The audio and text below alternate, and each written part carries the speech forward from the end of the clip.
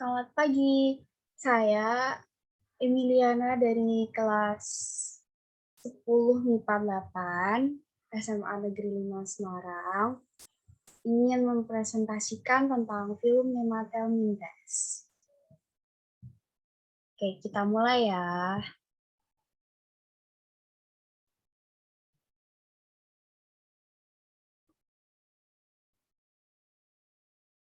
Nah, film Nematel Mintes.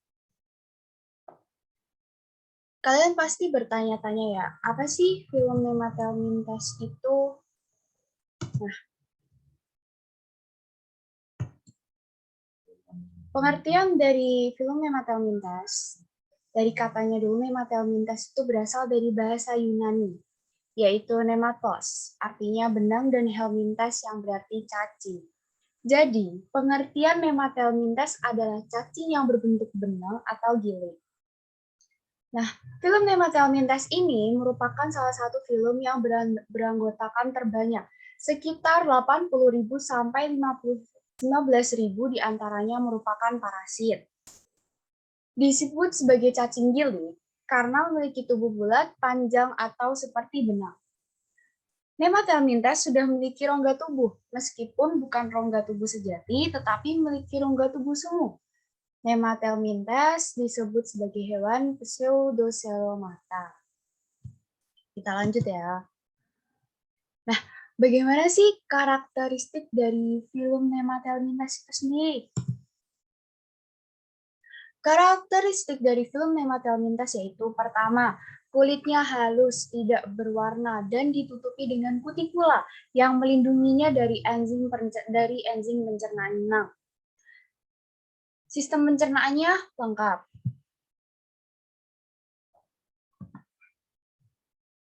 Kemudian dia tidak memiliki sistem peredaran darah dan sistem pernafasan. Sistem saraf adalah saraf cincin.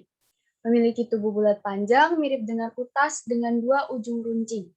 Ia memiliki 3 lapisan tubuh, yaitu triploblastik, lapisan luar tubuh ectoderm, tengah mesoderm, dan lapisan dalam tubuh berupa endoderm. Tubuhnya memiliki rongga, tetapi bukan rongga tubuh nyata, atau dalam arti kata lain, rongga tubuhnya semu. Jadi rongga ini disebut juga pseudoapeleoma. Berumah dua, fertilisasinya internal, dan tidak dapat melakukan reproduksi aseksual. Dan film ini umumnya mikroskopis. Kita lanjut ke bagaimana sistem organ tubuh yang dimiliki dari Nematelmintes. Sistem organ. Dalam sistem pencernaan, Nematelmintes terdiri atas mulut, faring, usus, dan juga anus.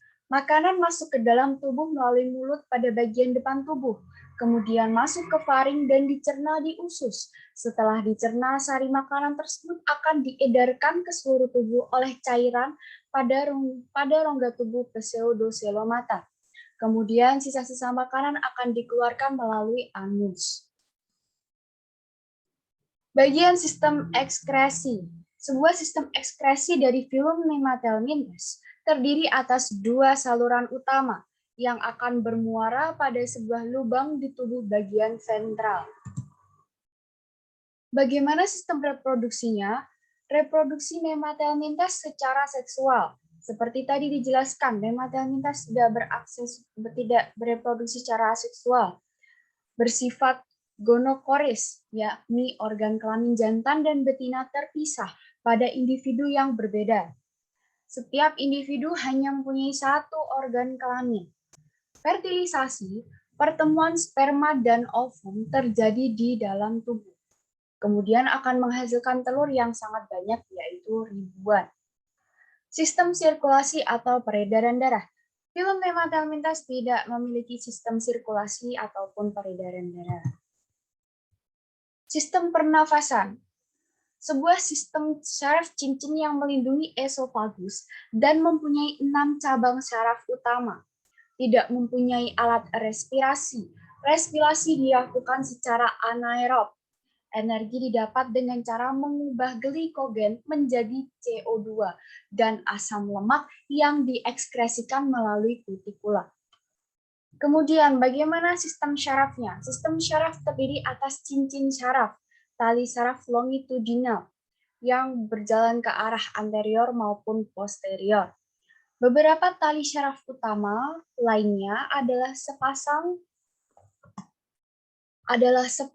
tali syaraf lateral dan ventral, tali syaraf dorsal, sepasang tali syaraf subdorsal, dan tali syaraf sublateral. Kesemuanya dihubungkan dengan tali-tali syaraf transversal. Kemudian di sini bisa kita lihat bagaimana struktur tubuh dari cacing Nematelmintes. Apa saja klasifikasi dari film ini? Yang pertama ada kelas nematoda. Nematoda sendiri mempunyai kutikula tubuh yang transparan. Memiliki lubang ekskresi alat reproduksi pada jantan dengan testis dan betina dengan ovarium. Umur cacing umumnya mencapai 10 bulan. Contoh dari nematoda ini sendiri yaitu Ascaris lumbricoides, cacing fern pada manusia. Anguilla aceti, cacing cuka. Enterobim vernicularis atau Oxyris vernicularis, cacing krem pada manusia. Oxyris equi, cacing krem pada kuda. Necator americanus atau Ancylostoma duodenale, cacing tambang pada manusia. Wucheria bancrofti, cacing yang menyebabkan penyakit elephantiasis pada manusia. Trichinella siparilis, cacing otot pada manusia. Loali, cacing mata pada manusia. Dan Heterodera radicikote, cacing yang menyebabkan puru atau bengkak pada akar tanaman. Pertama kita akan membahas tentang Ascaris lumbricoides, cacing fern pada manusia.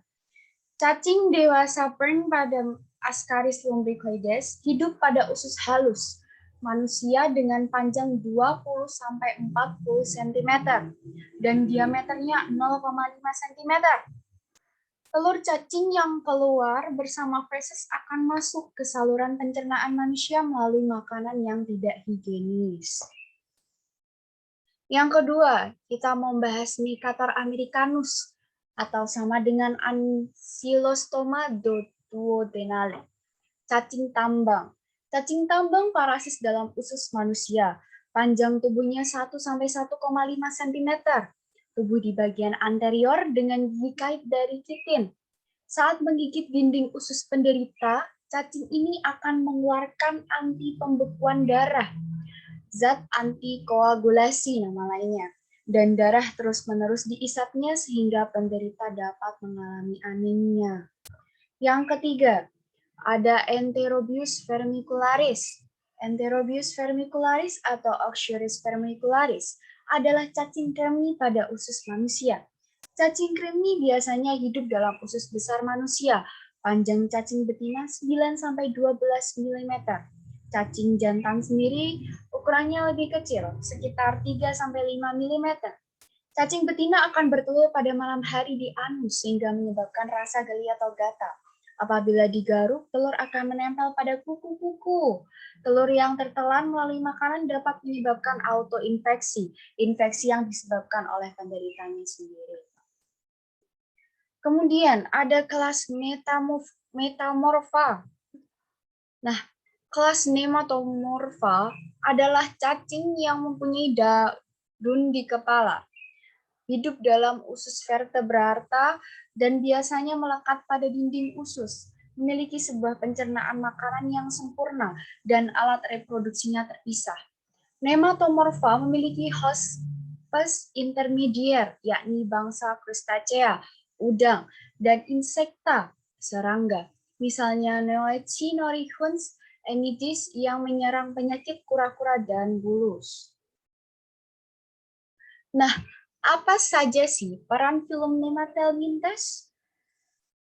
Baik, peranan film Nemathelmintes. Nemathelmintes terdiri dari dua macam, ada yang bebas, ada juga yang parasit. Bagi jenis Nemathelmintes yang bebas berperan dalam tanah yang becek dan di dasar perairan untuk mengurai sampah-sampah organik yang ada di sana. Sedangkan bagi Nemathelmintes yang parasit manusia dan hewan dalam tubuh inangnya dan memperoleh dengan cara menyerap nutrisi dari darah inangnya yang menyebabkan kerugian dengan menimbulkan penyakit askariasis, filariasis, trichinosis, dan anemia. Cukup sekian presentasi dari saya. Apabila ada kesalahan, mohon dimaafkan.